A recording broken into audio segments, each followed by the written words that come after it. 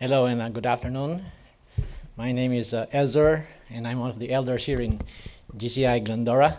Thank you, Tom, for that message. And my topic today is a new approach to fasting. However, I would like to give you a background. And I got some of my message from an article by Jillian Caranto Morrison. You picked up on the Morrisons, I'll pick up on their daughter. She wrote an article in GCIequiper.org entitled Spiritual Practices for Easter Preparation. So I'll be quoting for some of that here. So the word Lent or Easter preparation is just simply means spring, referring to the 40 days, before Christ was crucified. So if you hear the word Lent, just imagine spring or spring water or Lent water. Or if you drink water from a spring, they say, or bottled water, it doesn't really make difference. Water is water. So Lent is just spring. So let's not be too much worried about it. And I'd like to say that Easter preparation or Lent is voluntary. Many Christian denominations, Methodists, Protestants and everything, even Catholics, follow rituals and disciplines and traditions being done. But for this message, I will talk specifically about fasting. Lent is a time to give up what is distracting and focus on Jesus. So the reality is we need to focus on Jesus, not on the traditions or, how to get there, but how to get there and why do we need to get there. Focus on Jesus. This happens through fasting and something specific. So it is recommended, but not required. However, in Matthew 6:16 to 18, Jesus says, "When you fast, do not look gloomy like the hypocrites, for they disfigure their faces, for that their fasting may be seen by others." Notice the words, when you fast. He didn't say if you fast, but when you fast. So he was talking to the disciples who were observing, most likely, the Day of Atonement, fasting. So it is a spiritual discipline that is recommended. Okay.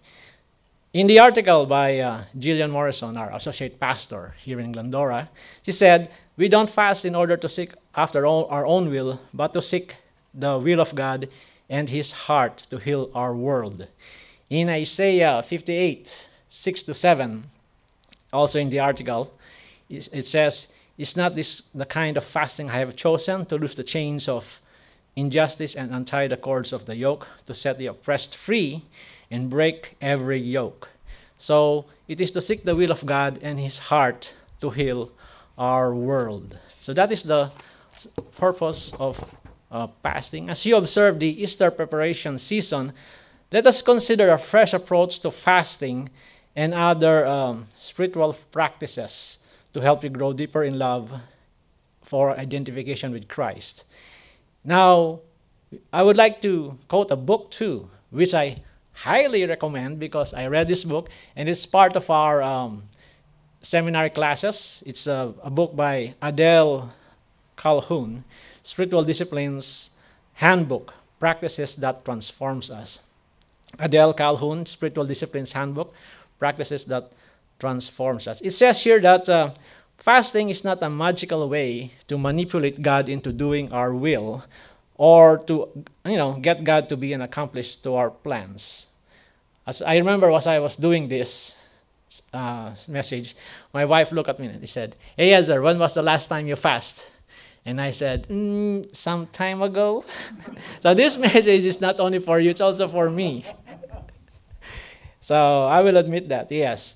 And it's not about, our own way, but to seek God intentionally, His way, beyond the normal habits of worship and prayer. So while fasting, we are one-on-one with God, offering Him the time and attentiveness we might otherwise be giving to eating, shopping, or watching television. It's just like a quality time, intentional time together. Okay. So there are other suggestions here which are good, but just remember that it's important to keep in mind that fasting doesn't necessarily meaning you all fast from food or entire meals. You can ask God to help you free from unhealthy habits like busyness, worry, greed, self-pity, self-sufficiency, resentment. It's funny. I listened to the radio and there was a talk show host. So what are you trying to give up? And then he asked, radio listeners, the other one said, I'm going to give up on soda. I'm going to give up on ice cream. The other one, I'm going to give up on guys. The other one, I'm going to give up on, watching TV, something like that. But the real reason is the desire behind fasting, according to the article, is to let go of an appetite in order to seek God on matters of deep concern for others, yourself, and the world. In order to seek God, putting Him priority. Now, what made me like this book? And if the only thing that you remember from this message is this, one guideline for fasting, that's why I call it New Approach. Number 1, she said, this is Adele Calhoun from the book, listen for a nudging from God to fast. Wow, that's different. If you start by listening to God or a nudge from God to fast, I think that's a better approach. Because before, I approach fasting like I have to fast because it's required or I have to please God. So it's kind of my own effort. It's kind of I have to do this. And, but if we start fasting and listening to God to give us a nudge, to give us an internal desire, then that might be the right approach because it is not out of our own, but from God's Spirit.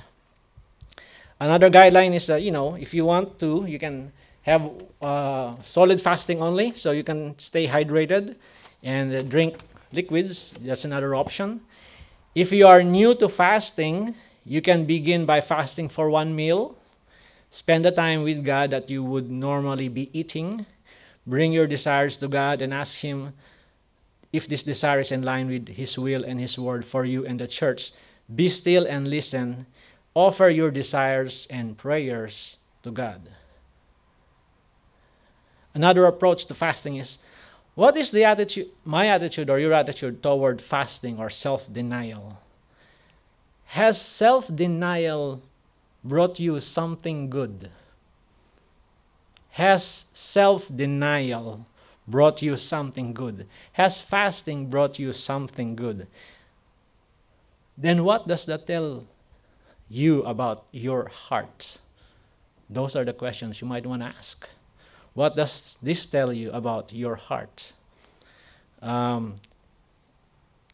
Spiritual fasting can include, seeking strength to persevere, obey and serve God, repenting and waiting on God, abstaining, of course, from food, drink, shopping, desserts, chocolate, anything that we always naturally put above God.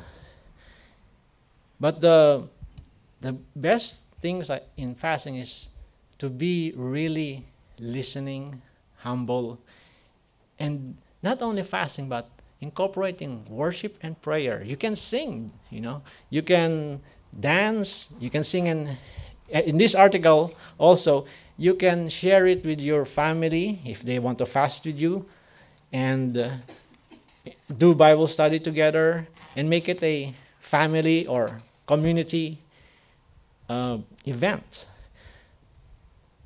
Slow down is one of the practical guidelines here according to the book.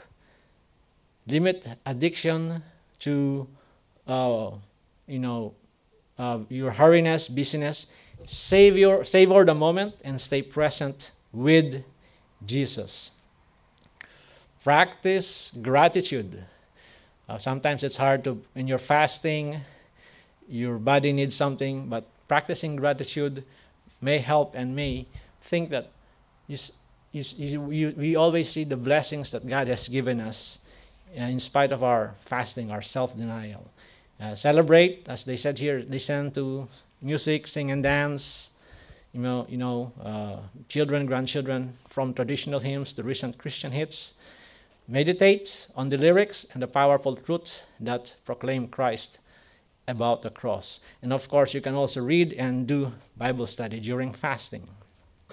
So these are all from pages 218 to 221 of the book, which I highly recommend. And thanks to Jillian Morrison, our associate pastor, for making a very wonderful and insightful article here in the GCI Equiper. So, if you are ready to fast, it will bring an awesome, great feasting.